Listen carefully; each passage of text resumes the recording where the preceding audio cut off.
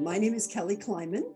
My company, which consists of me, is NFP Consulting, NFP like not-for-profit, of course. And I do board development, both recruitment and training, strategic planning, and the creation of programs for using high-skill volunteers so that they don't spend their time stuffing envelopes.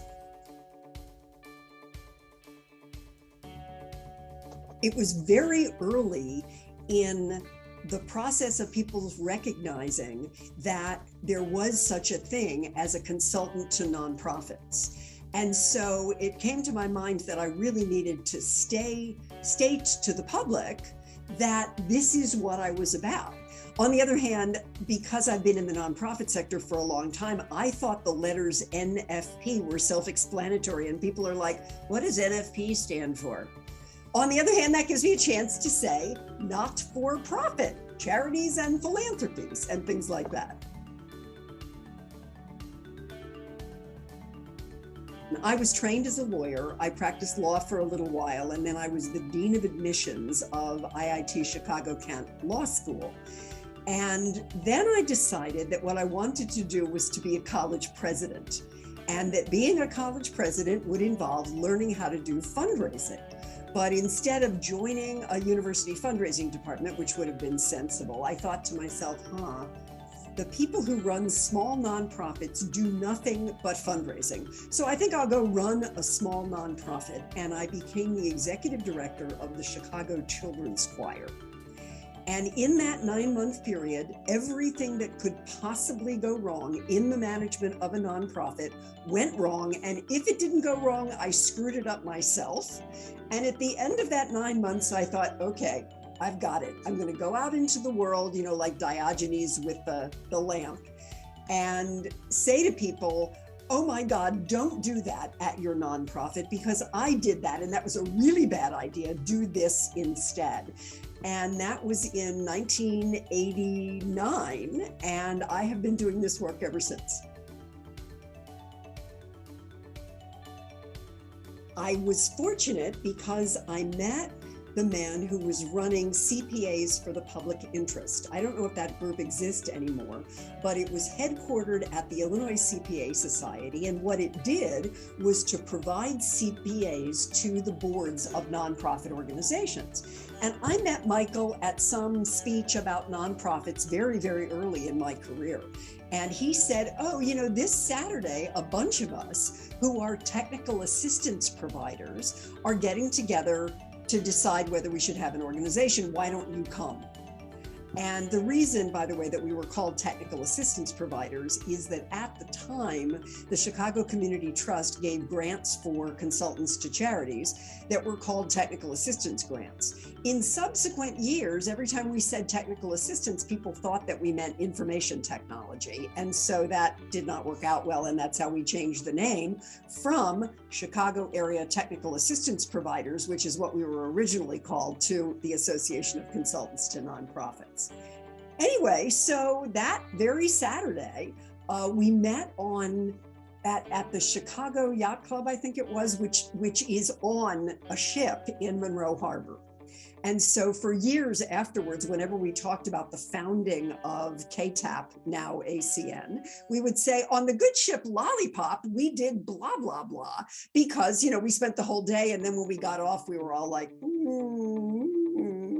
Anyway, and that day's conversation, there were a dozen of us there, including me and another friend who was brand new at this work, and a number of other people who had been doing it for a long time, but not really in any organized fashion, although they'd been meeting for lunch.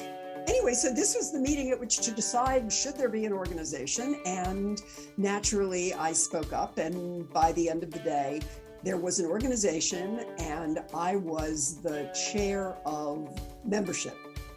And my friend, who was the other new consultant, was the chair of programming. And that's how ACN came to be. Got ourselves, I think, 501c4 status because we were an association, and it started programming and what have you. And we were incredibly ambitious. You know, in this first year where there were only 12 of us, we were having programs every month and we were having social gatherings every month, you know, just trying to spread the word about ourselves. And all that happened was after about 2 years, we were all completely exhausted. And remember, this is back in the dark ages. We kept our membership list on a typewriter, and, you know, we called people up and said, where are your dues and things like that. And in, I'm not sure when, maybe 1992 or 3, I was the president of ACN, of KTAP as it then was. And we must have spent 7 meetings having a discussion about whether we should put anything about ACN onto the World Wide Web, which only some of us understood. And we were very paranoid about it because there was only one guy who could set up a website. And what if Charlie decided to leave and blah, blah, blah.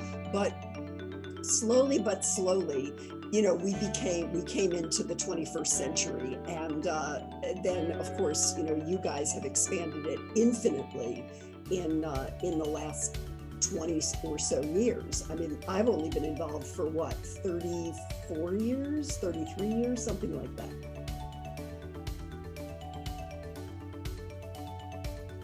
I have been involved in one way or another for all these years, but I was extremely active maybe in the first dozen years, and particularly active in recruiting members. And I remember going to one relatively early program where we went around the room and people were introducing themselves and asked, you know, how they came to be at this meeting, and people would say, oh, Kelly recruited me, Kelly recruited me, Kelly recruited me.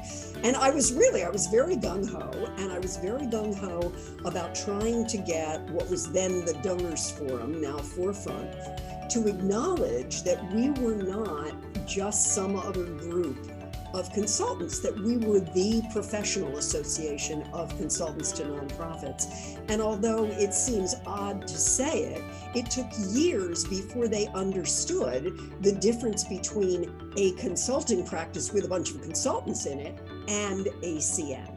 It did help when we changed the name to ACN instead of, you know, KTAP, but it took a long while for people in the nonprofit community, not just Forefront, but others as well, to understand that ACN could be a resource to operating nonprofits. And the first thing that we did to try to make that clear was to create a directory. And again, this was back, you know, before the glaciers melted. So it was a paper directory that we distributed to as many nonprofits as we could and put in the library at the Donors Forum where people could take copies of it and what have you.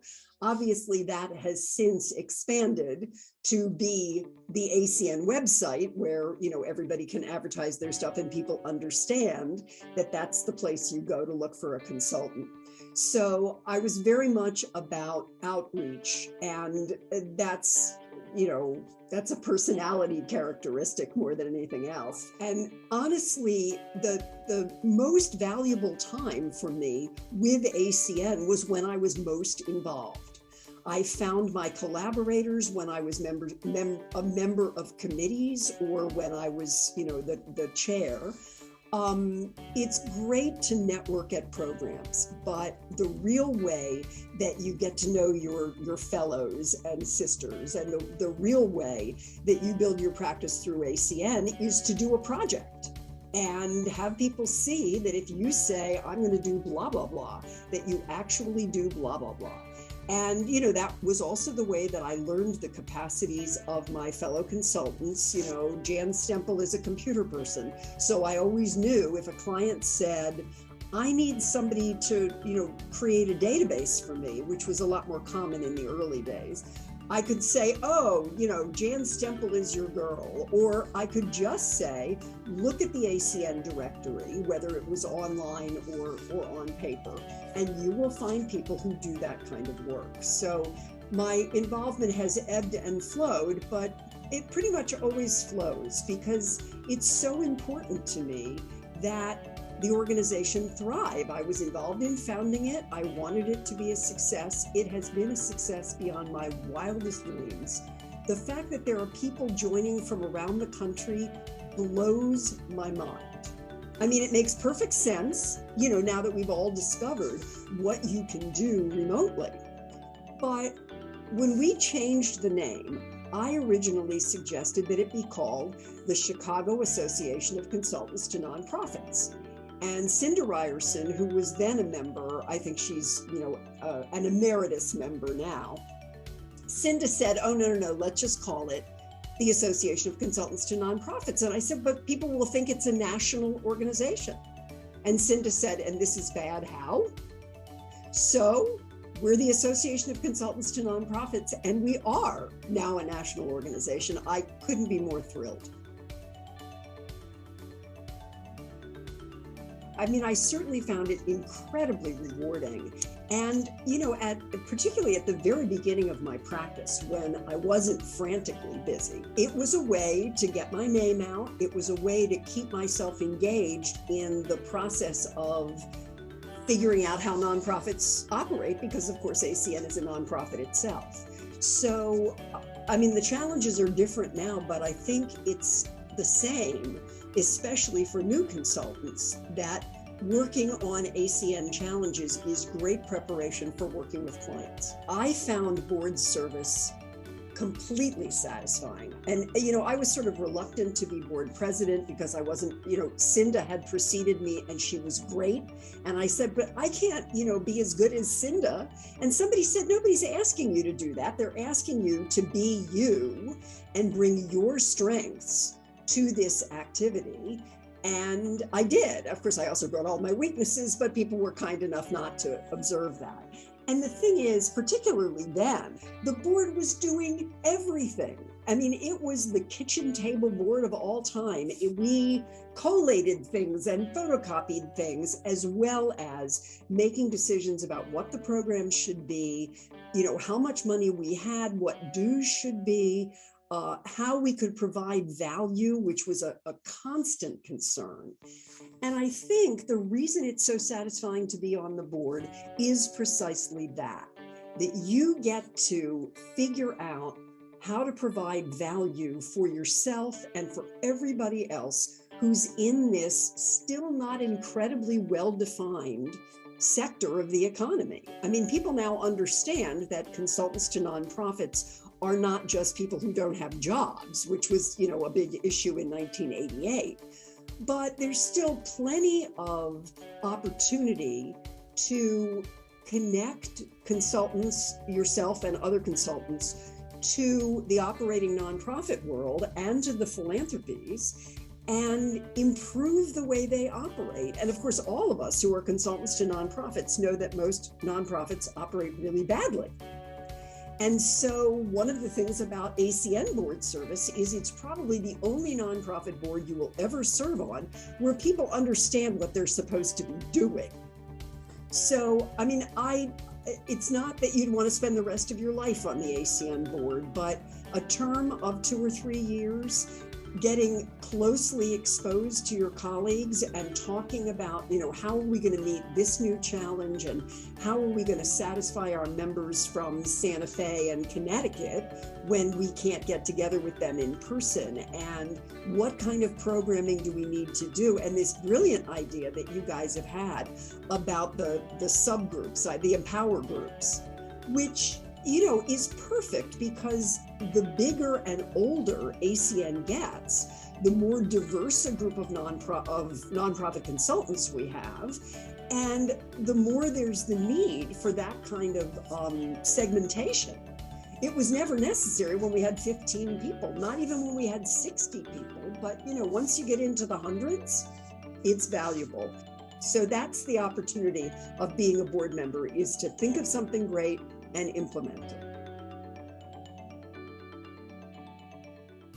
Refreshment in the broadest sense, for those of us who have been at this for a long time, with what I think of as the how do you stay fresh in that can problem, which is, I am now encountering things that I've encountered for 30 some years. And it's really important to be keeping current on the way things change in the nonprofit world, but also to refresh my ideas and see whether things I've been saying are actually like not really true or whatever. And I think that's something. You encounter people whom you wouldn't encounter in any other way, who have come into the practice at different times, who have come into the nonprofit community in different ways. And so it is a constant education. And, it's hard to do better than that. It's hard to decide which of ACN's resources are the most valuable, because I really do, kind of use them all. But for me, it's participation in the committees, because it does introduce me to different people, people with different skills and to different ideas. In some ways, it's hard to think of the committees as resources. It's much easier to think, oh yeah, there's the website. And of course I use the website. And of course I use the request for proposals that come through, all of that. But the thing that is the most enriching is working on teams with my fellow consultants. Engage. You will get out of this exactly what you put into it. So the more programs you go to, the more teams you participate on, the more times you consider running for board until somebody finally says, yes, you have to do that. You can't just consider it indefinitely. I mean, the more of those things that you do, the more valuable this will be to you. You will become a better consultant, and you will certainly become a better known consultant. And, so many of us are sole practitioners or, in small organizations where we don't have a big marketing budget. The way people find out about us is to work with us and then, say to somebody else, wow, I worked with Trisha and she was dynamite. You definitely want her on this next project. And so that is the thing I would say, particularly to new members who are new consultants, but also to new members, particularly those out of town, who are just getting to know the organization, because it is diverse and it is large. And it does have sort of hidden corners. I mean, they aren't intended to be hidden, but they are. You might not think to yourself, oh yeah, being on the membership committee would be a big help to me, until you start being on the membership committee and discover that it gives you the excuse to call everybody else in the whole organization, or whatever it might be. So, engage. Ian Forster says, only connect.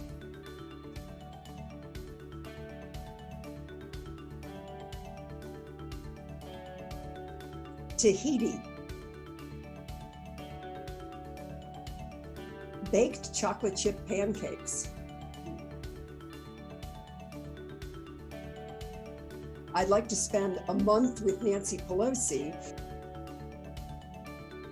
The name that comes to my mind is Abraham Lincoln, so make of that what you will.